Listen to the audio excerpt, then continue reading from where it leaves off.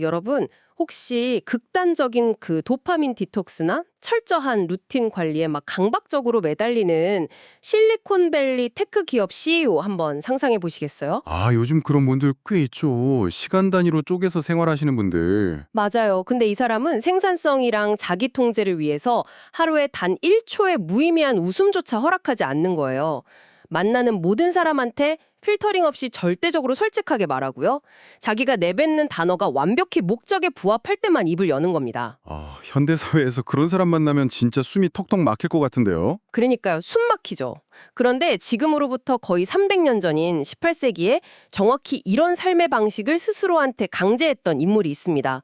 오늘 저희가 딥다이브 해볼 주인공 바로 감리교의 창시자 존 웨슬리입니다. 네, 아마 오늘 이 방송을 듣고 계신 여러분은 웨슬리를 단순히 그냥 점잖고 고리타분한 옛날 신학자 정도로만 알고 계셨을 수도 있어요. 사실 저도 약간 그렇게 생각했었거든요. 그냥 인자한 할아버지 같은 이미지랄까? 그렇죠. 하지만 오늘 다룰 그의 사상의 정수, 그 표준설교 4편, 성경적 기독교라는 자료를 뜯어보면요. 그가 얼마나 치열하고 급진적인 마인드셋을 가진 인물이었는지 완벽하게 발견하게 되실 겁니다. 네, 정말 18세기 최고의 라이프 해커자, 자기관리의 끝판왕이라고 부를 만한데요. 피터 벨러를 만나던 무렵에 그가 스스로한테 다짐했던 4가지 결심 내용을 보면 진짜 그 극단적인 통제력에 압도당하게 되더라고요. 맞습니다. 그 결심들이 진짜 놀랍죠. 절대적으로 솔직할 것, 그리고 단 한순간도 가벼운 행동이나 의미 없는 웃음을 짓지 않을 것, 또 오직 신의 영광이라는 뚜렷한 목적을 위해서만 말할 것, 이런 것들이거든요. 이 아니면 뭐죠? 웨슬리는 아주 명확한 타겟을 딱 정해두고 그곳을 향해 돌진하는 사람이었거든요. 그가 인생을 걸고 달성하고자 했던 최종 목표는 바로 성경적 거룩함이라는 개념을 세상 전체에 이식하는 거였어요. 성경적 거룩하며 여기서 흥미로운 점은 그가 단지 개인의 신비로운 체험이나 막 맹목적인 믿음에만 의존한 광신도가 아니었다는 거예요. 네, 전혀 아니었죠. 그 자료에 나오는 이른바 웨슬리 사변형이라고 불리는 사고책이 있잖아요. 그걸 보면 그는 성경을 절대적인 렌즈로 삼으면서도 동시에 전통 그리고 이성, 경험이라는 4가지 기둥을 아주 철저하게 교차 검증의 도구로 사용했단 말이에요. 정확합니다. 그는 스스로를 한 권의 책, 즉 성경을 읽는 사람이라 부를 만큼 성경에 완전히 뿌리를 두긴 했어요. 성경이 제일 중요하긴 했군요. 네. 하지만 역사적으로 검증된 정통 기독교의 전통 위에서 자기 신념이 독단에 빠지지 않게 막 견제했고요. 당대 최고의 엘리트 지식인이었잖아요. 그래서 날카로운 이성과 실제 삶에서의 경험을 통해 진리를 끊임없이 증명해낸 거죠. 4가지 기둥이 완벽하게 균형을 이룰 때 비로소 현실 세계를 바꿀 수 있는 힘이 생긴다고 믿었던 거네요. 그렇죠. 그중에서도 당연히 성경과 전통이 가장 핵심적인 뼈대 역할을 했고요. 웨슬리는 이 단단한 철학적 기반 위에서 세상을 뒤집기 위한 첫 단추로 바로 자기 자신의 철저한 통제를 선택한 셈입니다. 와, 세상을 뒤집기 위해 나부터 통제한다. 진짜 멋진 마인드입니다. 그렇다면 그가 이렇게 스스로를 갈아 넣으면서까지 구현하려고 했던 진짜 성경적 기독교란 과연 어떤 모습이었을까요? 그 해답이 바로 사도행전 4장 31절. 무리가 다 성령에 충만하여 라는 구절에서 출발하는 표준설교 4편의 첫 번째 파트에 아주 구체적으로 묘사되어 있습니다. 자, 그럼 이걸 한번 파헤쳐 볼까요? 설교의 도입부를 보면 웨슬리는 막 외부의 거창한 제도나 화려한 종교적 의식 같은 걸 다 걷어내버립니다. 대신 기독교의 본질이 무조건 개인의 가장 깊은 내면에서부터 싹 터야 한다고 아주 단호하게 선언하더라고요. 네, 맞습니다. 웨슬리는 기독교가 철저히 개인의 내면적 변화에서 시작된다고 봤어요. 특히 제가 인상 깊었던 게 그 비범한 은사랑 평범한 은사를 딱 구분하는 대목이었어요. 보통 종교적인 기적이라고 하면 막 방언을 하거나 병을 고치거나 이런 눈에 띄는 현상들에 열광하잖아요. 그렇죠. 사람들은 보통 그런 초자연적인 현상에 끌리기 마련이니까요. 근데 그는 진짜 성경적 기독교의 핵심이 그런 화려한 현상에 있지 않다고 완전히 선을 그어버리더라고요. 바로 그 지점이 웨슬리의 엄청난 통찰력을 보여주는 대목입니다. 그는 방언 같은 기적적인 현상보다 회개, 그리고 흔들리지 않는 믿음, 타인을 향한 깊은 사랑, 특히 교만함이 완전히 배제된 겸손, 이런 평범한 은사들이 비교할 수 없을 정도로 중요하다고 역설했어요. 평범한 은사들이 진짜 기적이다. 네. 내면 깊은 못에 또아리를 틀고 있는 막 오만, 분노, 이기적인 정욕, 이런 걸 완전히 도려내고 그 자리에 평화를 채워넣는 작업이야말로 가장 본질적이고 기적적인 변화라는 거죠. 하지만 당신도 지금쯤 저랑 약간 비슷한 단론이 하나 떠오르실 겁니다. 내면의 평화, 겸손, 사랑. 물론 도덕적으로 흠잡을 데 없이 너무 아름다운 덕목들이죠. 그렇죠. 듣기엔 아주 좋죠. 근데 현실 세계를 한번 생각해 보자고요. 18세기나 지금이나 세상은 진짜 복잡한 권력 구조, 혐오, 구조적 폭력으로 가득 차 있잖아요. 네, 만만치 않은 세상이죠. 이런 거칠고 파괴적인 세상을 바꾸기 위한 해결책으로 그저 개인의 내면 수양이나 착한 마음가짐을 제시하는 건 솔직히 너무 순진하고 수동적인 접근 아닌가요? 거대한 시스템의 악에 맞서기엔 너무 얌전해 보이거든요. 표면적으로는 충분히 그렇게 비칠 수 있어요. 너무 온건해 보이니까요. 그쵸? 그냥 혼자 참선하는 느낌이랄까? 하지만 웨슬리가 말하는 이 내면의 변화는 결코 산속에 숨어서 평정심을 찾는 그런 정적인 수양이 아닙니다. 이 논리를 끝까지 파고들어 보면요. 이 내면의 사랑은 세상을 향해 뻗어나가는 엄청나게 능동적이고 폭발적인 엔진이에요. 동시에 강력한 방어 기제이기도 하고요. 아, 수동적인 게 아니군요. 네, 자료에 나오는 웨슬리의 표현을 빌리자면 진정한 사랑이 사람 마음에 확고하게 자리 잡으면 그 사람은 타인에게 의도적으로 해를 끼치거나 불의를 저지르는 게 물리적으로 아예 불가능해지는 상태에 도달한다고 합니다. 물리적으로 불가능해진다.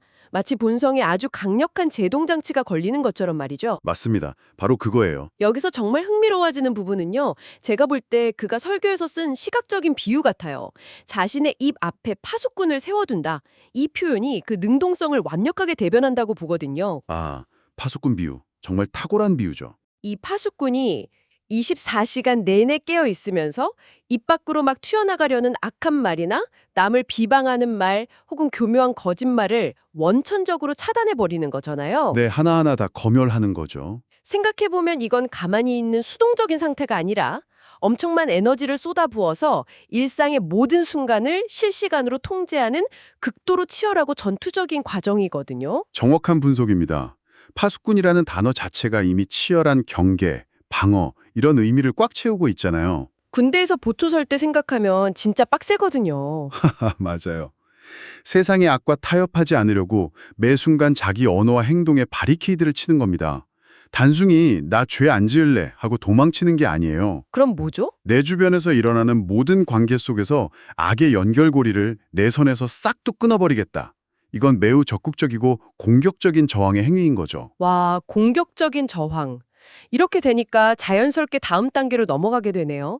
한 개인의 내면에서 이렇게 철저한 통제랑 사랑의 에너지가 소용돌이 친다면 그게 절대 마음속에만 가만히 머물러 있을 수가 없잖아요. 그렇죠.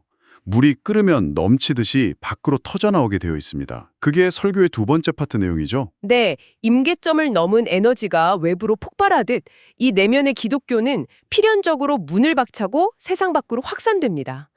웨슬리가 묘사한 진정한 신자들의 모습, 진짜 거침이 없더라고요. 어떻게 묘사되던가요? 그들은 자기 빛을 숨기지 않고 세상의 가장 어두운 곳으로 직접 걸어 들어가서 선을 행합니다. 게다가 진짜 놀라운 건 이웃의 죄와 잘못을 정면으로 꾸짖기까지 한다는 거예요. 이웃의 죄를 꾸짖는다. 이거 사실 엄청난 사회적 마찰을 각오해야 하는 일 아닙니까? 그러니까요. 현대 사회에서도 직장에서 내부 고갈자 되면 철저하게 왕따당하고 배척당하잖아요. 맞아요. 하물며 신분제랑 낡은 반습이 꽉 잡고 있던 18세기 영국 사회에서는 오죽했겠습니까? 자료에 묘사된 현실을 보면 정말 참혹해요. 어떻게 취급받았죠? 진정한 기독교를 실천하려는 사람들은 세상의 찌꺼기, 만물의 쓰레기 취급을 받았다고 나옵니다. 온갖 멸시랑 조롱은 기본이고요. 물리적인 핍박의 한가운데로 내던져진 거예요. 세상의 찍덕이요? 와, 표현 진짜 세네요. 그런데도 그들은 타협하거나 멈추지 않았다는 거잖아요. 자기를 쓰레기 취급하는 바로 그 세상을 향해서 꾸준하게 사랑과 선행을 베풉니다. 네, 바보 같을 정도로 우직하게 밀고 나가는 거죠. 여기서 우리는 엄청나게 거대한 질문 하나에 부딪히게 됩니다. 이렇게 무모해 보일 정도로 끈질긴 개인들의 저항이 끝없이 이어져서 세상의 임계점을 딱 넘어서는 순간 과연 어떤 일이 벌어질 것인가? 바로 그 지점이죠. 설교의 세 번째 파트입니다. 웨슬리는 이 지점에서 개인의 윤리강령을 확 뛰어넘어서 자기가 꿈꿨던 궁극적이고 급진적인 미래사회의 청사진을 거침없이 그려냅니다. 네, 이 거시적인 청사진을 들여다봐야만 웨슬리가 왜 그렇게 철저하게 한 개인의 내면 통제부터 시작했는지를 비로소 완벽하게 이해할 수 있어요. 미래가 어떻게 바뀐다고 하던가요? 개인에서 시작된 성경적 기독교가 온 땅을 덮고 모든 사람이 이 원리를 체화하게 되면요. 세상의 근본적인 구조 자체가 무너지고 재편된다고 봤습니다. 우선 가장 끔찍한 폭력인 전쟁이 영구적으로 종식됩니다. 전쟁이 없어진다고요? 네, 민족들이 칼을 녹여서 농기구를 만들고 더 이상 서로 죽이는 법을 배우지 않게 된다는 거죠. 하지만 제가 볼 때 더 혁명적인 부분은 그 다음입니다. 나의 얼굴을 지식이는 일이나 사취하는 행위가 완전히 근절된다 이거잖아요. 정확합니다. 일상적이고 경제적인 차원의 억압이 사라진다는 비전이에요. 아니, 18세기면 한창 초기 산업화 시작되면서 지주들 착취 심해지고 빈부격차가 어마어마하게 벌어지던 시기 아니에요. 맞습니다. 아주 잔혹한 자본의 시대가 열리던 때죠. 그 시대에 단순히 나중에 죽어서 천국 갑시다 이런 수준을 넘어서 현실 세계에서 강자가 약자를 착취하는 경제 구조 자체의 종식을 선포한 거잖아요. 진짜 급진적이네요. 웨슬리가 파악한 사회 구조적 악의 본질이 바로 거기 있었던 겁니다. 그는 사회의 거대한 불평등이나 전쟁, 억압 같은 시스템 문제들이 갑자기 하늘에서 뚝 떨어진 게 아니라고 봤어요. 그럼 어디서 온 건가요? 결국 개인의 내면에 도사리고 있는 탐욕, 이기심, 그리고 남을 짓밟고 일어서려는 교만이 집단적으로 모여서 터져나온 결과물이라고 본 거죠. 아, 개인의 악이 모여서 시스템의 악이 되었다. 네. 그러니까 반대로 모든 사람 내면에 진정한 사랑과 자기 통제라는 그 파수꾼이 딱 세워지면 남을 속이거나 착취하는 행위 자체가 아예 불가능해지잖아요. 그렇죠. 원천 차단되니까요. 그러면 그 억압적인 시스템은 기초부터 와르르 와야 될 수밖에 없다는 겁니다. 이게 위에서 아래로 찍어 누르는 폭력적인 정치혁명이 아니라 개인의 근본적인 본성 변화를 통해서 아래에서 위로 세상을 완전히 뒤집어 엎는 진짜 혁명적인 비전인 거죠. 와, 한 개인의 그 침묵과 고요한 통제에서 출발한 철학이 종국에는 가난과 폭력이 근절된 극단적일 만큼 완벽한 평화의 시대로 뻗어나가는 논리. 진짜 압도적입니다. 정말 아름다운 마스터 플랜이죠. 자, 여기까지 들으시면 여러분은 아마 속으로 완벽한 기승전결이다. 정말 훌륭하고 희망적인 스토리다. 이러면서 감탄하고 계실 겁니다. 저도 처음 읽을 땐 그렇게 생각했어요. 그런데 웨슬리의 진짜 무서운 점은 바로 이 다음 순간, 설교의 마지막 네 번째 파트에서 등장합니다. 이 찬란하고 아름다운 인류의 미래 비전을 허공에 쫙 띄워놓고 사람들을 황홀하게 만든 직후에 갑자기 아주 차갑고 날카로운 메스를 꺼내들거든요. 네, 그리고 청중들의 뼈를 아주 무자비하게 찔러버리죠. 여기서 매력적인 점은 이 설교가 선포된 상황 그 자체입니다. 언제 어디서 한 설교인가요? 1744년 8월 24일이었고요. 장소는 다름 아닌 당대 최고 권위의 옥스포드 대학 심장부 성 마리아 교회였습니다. 와, 18세기 옥스포드 대학이라면 영국 사회를 지락펴락하는 지식인들, 고위 성직자들, 미래 리더들이 싹 다 모여있는 엘리트 중에 엘리트 집단이잖아요. 그렇죠. 화려한 가운 딱 입고 엄청 거만한 표정으로 앉아 있었겠죠. 그런 사람들 앞에서 웨슬리는 갑자기 시선을 단상 아래로 쓱 돌리더니 이렇게 직격탄을 날린 겁니다. 그렇다면 이 진정한 기독교가 지금 어디에 존재합니까? 여러분이 매일 숨쉬고 가르치는 이 옥스포드 대학은 과연 그런 진정한 공동체입니까? 와, 당시 그 강당에 앉아있던 엘리트들 표정이 눈에 선명하게 그려지지 않나요? 진짜 어마어마한 도발입니다. 완전 얼어붙었겠죠? 웨슬리는 당대 영국 국교회랑 기득권층이 겉으로는 엄청 종교적이고 지성적인 척하지만 실제로는 진정한 개신교 본질에서 얼마나 처참하게 벗어나 있는지를 조목조목 고발해버립니다. 팩트 폭행을 한 거군요. 네, 그들의 영적인 나태함, 권력의 눈먼 탐욕, 교만함을 가차없이 발가벗겨서 대중 앞에 전시해버린 거죠. 그래서 이게 다 무슨 의미일까요? 제가 이걸 현대로 찰떡같이 비유해보자면 약간 이런 그림 같아요. 마치 애플이나 구글 본사에 가서 핵심 임원진이란 이사회를 델강당에 싹 다 모아놓은 겁니다. 아, 네. 상상이 가네요. 그리고 단상에 올라간 한 사람이 그 최고 권력자들 눈을 똑바로 쳐다보면서 소리치는 거죠. 당신들은 세상을 이롭게 하겠다는 우리 회사의 위대한 창립 이념을 완전히 배신했습니다. 겉으론 혁신을 떠벌리지만 속으로는 탐욕에 찌들어 썩어 빠졌습니다. 이러는 거랑 똑같잖아요. 와, 비유 너무 좋습니다. 완전 본진 한가운데로 걸어 들어가서 폭탄을 터뜨린 격이네요. 이건 단순한 용기를 넘어선 엄청난 배짱 아니에요? 네, 자료의 서문, 그 에디터의 메모를 보면 이 사건의 파장을 알 수 있어요. 이 설교를 두고 적지 않은 경건한 결단력이 필요했을 거다. 그리고 엄청난 희생정신을 입증하는 증거다. 이렇게 팩트체크를 해줍니다. 희생정신이요? 왜 희생까지 되는 거죠? 당대 최고의 권력기관인 옥스퍼드의 민낯을 그들 안방에서 폭로한다는 건요. 웨슬리 본인의 모든 사회적 지위, 명성, 학자로서의 생명력을 스스로 끊어버리는 자살행위나 다름없었으니까요. 기득권을 다 포기해야 했던 위험한 행동이었죠. 자기가 가진 모든 걸 걸어야 했군요.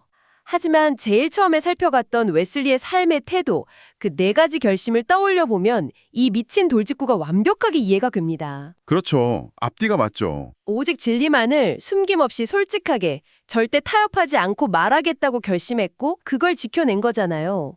상대가 누구든 자신의 입 앞에 세워둔 그 파수꾼은 위선을 향해서 절대 문을 열어주지 않았던 겁니다. 맞습니다. 그리고 이 설교의 결과는 우리가 예상하는 그대로였습니다. 잘렸나요? 네. 웨슬리는 이 옥스퍼드 설교를 끝으로 대학 강단에서 영영 추방당하고 맙니다. 기득권의 벽에 부딪혀 쫓겨난 거죠. 아, 결국 쫓겨났군요. 하지만 이게 실패나 끝이 아니었습니다. 죽고 답답한 대학 우물에서 튕겨나온 그는 오히려 세계가 나의 교구다. 이렇게 선언하면서 말을 타고 들판, 시장, 광산으로 직접 나갑니다. 오히려 더 넓은 세상으로 갔네요. 네, 가장 평범하고 핍박받는 대중들에게 성경적 기독교의 본질을 전파하기 시작했죠. 옥스퍼드에서의 고발은 단순한 비판이 아니라 자기 남은 생애를 던져 증명해낼 거대한 실천의 신호탄이었던 겁니다. 와, 오늘 이 딥다이브의 여정을 짧게 정리해보면 진짜 웅장하네요. 매일의 웃음조차 통제하던 그 지독한 개인적 결심에서 시작해가지고 네, 내면을 바꾸고 이웃을 향한 실천으로 번져나가고 결국 경제적 착취와 전쟁이 사라지는 평화의 비전으로 확장되고 마지막엔 최고 권력자들 앞에서도 타협 없이 위선을 고발해버리는 이 메시지가 진짜 살아 숨쉬는 행동의 기록이라는 걸 증명해줬습니다. 지식과 신념이 한 인간의 삶을 관통해서 세상을 바꾸는 동력으로 전환되는 메커니즘을 가장 완벽하게 보여주는 사례죠. 지식은 이해하고 적용할 때 가장 가치 있잖아요. 오늘 이 탐험을 함께 하시면서 여러분은 어떤 영감을 받으셨는지 궁금하네요. 여기서 우리는 매우 중요한 질문 하나를 스스로에게 던져봐야 합니다. 웨슬리가 비판했던 18세기의 옥스퍼드 대학처럼 우리 역시 현대의 조직이나 시스템 속에서 겉모습만 번지르르 할 뿐 진짜 본질은 잃어버린 채 살아가고 있지는 않은가요? 아, 뼈아픈 질문이네요. 본질을 잃고 표류하는 삶. 네, 오늘날 존 웨슬리가 우리 앞에 선다면 과연 그는 어떤 평가를 내릴까요? 당신의 내면에는 세상의 악과 타협하지 않는 그 능동적인 사랑의 파수꾼이 잘 깨어 있습니까? 한번 상상해 보십시오. 단 한순간의 모임이함도 허락하지 않았던 18세기 최고의 라이프 해커가 지금 당신의 일상과 루틴을 뚫어지게 들여다보고 있습니다. 스스로에게 합격점을 주실 수 있습니까? 아니면 옥스퍼드 강당에서처럼 벼락 같은 호통을 듣게 될까요? 이 묵직하고 도발적인 화두를 여러분의 삶 속에 조용히 띄워두면서 오늘 딥다이브는 여기서 마무리하겠습니다. 끝까지 함께해 주셔서 감사합니다.